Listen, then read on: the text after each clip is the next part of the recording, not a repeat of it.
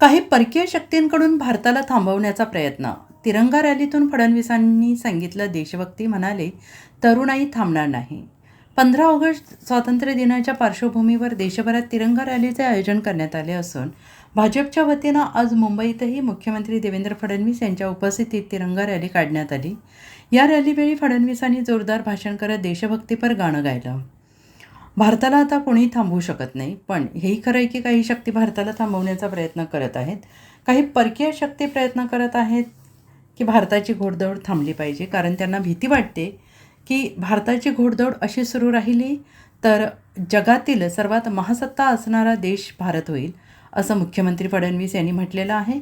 मला तर आज म्हणजे 2 सागर दिसतात. एक हिंद महासागर समोर दिसतो आहे आणि दुसरीकडे तिरंगा महासागर पाहायला मिळतो आहे. जोपर्यंत चंद्र आणि सूर्य आहे तोपर्यंत तिरंगा आता खाली येणार नाही.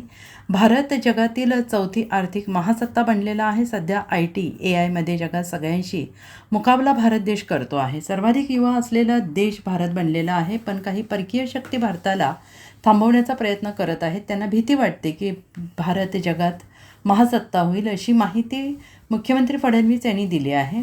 भारताच्या अंतर्गत मामल्यामध्ये काही ना काही लुडबुड करण्याचा प्रयत्न करतात. मात्र मी त्यांनाही सांगू इच्छितो की तिरंगा हाती घेऊन बाहेर पडलेली तरुणाई आहे. त्यांना थांबवण्याची ताकद तुमच्यात नाही, भारताला थांबवण्याची ताकद तुमच्यात नाही. भारत हा पुढे जात राहणारच. आता 2 दशकं बाकी आहे. 2047ला भारत विकसित जगात आपल्याला पाहायला मिळेल, असंही फडणवीसांनी म्हटलेलं आहे. आज खरं म्हणजे मला 2 सागर दिसतायत. एक आपला हिंद महासागर समोर दिसतोय आणि दुसरीकडे तिरंग्याचा महासागर मला या ठिकाणी पाहायला मिळतोय.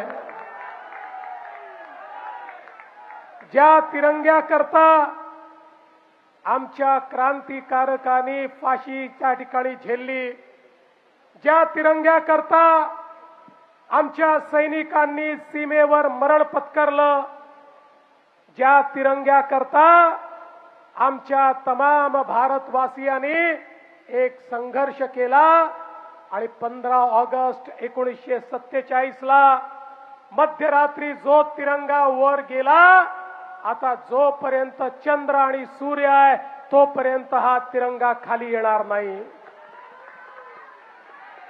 आज देशाचे प्रधानमंत्री माननीय नरेंद्र मोदीजी यांच्या नेतृत्वामध्ये भारत जगातली 4थी सर्वात मोठी आर्थिक महासत्ता बनलेला आहे. सातत्याने भारत प्रगती करतोय. आज वेगवेगळ्या क्षेत्रात जे कोणाला जमलं नाही ते भारताने करून दाखवलं. चंद्राच्या दक्षिण ध्रुवावर जगातला कुठलाच देश आपलं अंतरिक्ष यान उतरवू शकला नाही. ते उतरवण्याचं काम या भारताच्या वैज्ञानिकांनी करून दाखवलं. आणि म्हणून बंधू भगिनींनो, आता या भारताला कोणी थांबवू शकत नाही. हे खरंय, काही शक्ती भारताला थांबवायचा प्रयत्न करतायत.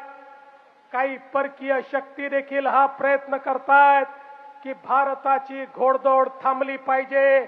त्यांना भीती वाटते भारत असाच पुढे जात राहिला तर एक दिवस जगातली सर्वात मोठी महासत्ता आपला भारत देश होईल.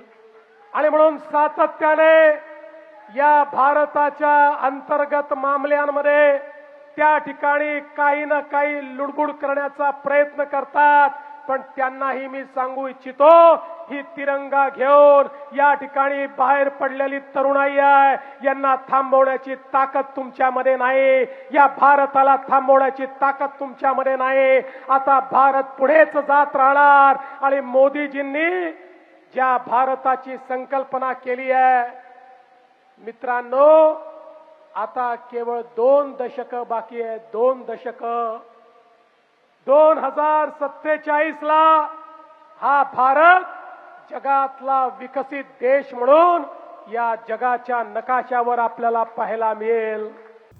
Bureau report, SPN Marathi, Mumbai.